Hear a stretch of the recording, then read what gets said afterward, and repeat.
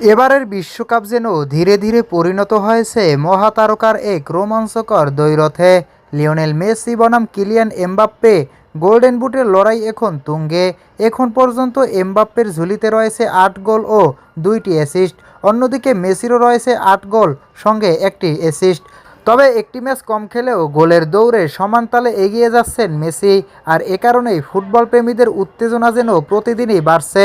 এরই মধ্যে সামাজিক যোগাযোগ মাধ্যমে একটি ভিডিও ভাইরাল হয়েছে, যেখানে এমবাপ্পেকে বলতে শোনা যাচ্ছে, এবারের গোল্ডেন বুট আমি নেব, মেসিকে নিতে দেব না।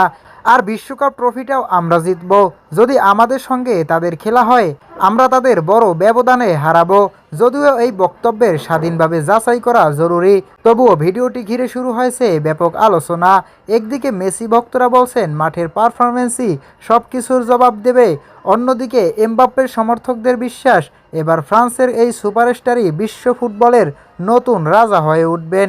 এখন দেখার বিষয়, শেষ পর্যন্ত গোল্ডেন বুট কার হাতে ওঠে, মেসি নাকি এমবাপ্পে? আর বিশ্বকাপের সবচেয়ে বড় মঞ্চে শেষ হাসিটাই বা কে হাসেন? প্রিয় দর্শক, আপনার মতে বুট কিংবা বিশ্বকাপ দুটোরই আসল দাবিদার কে? কমেন্টে জানিয়ে দিন আপনার মূল্যবান মতামত।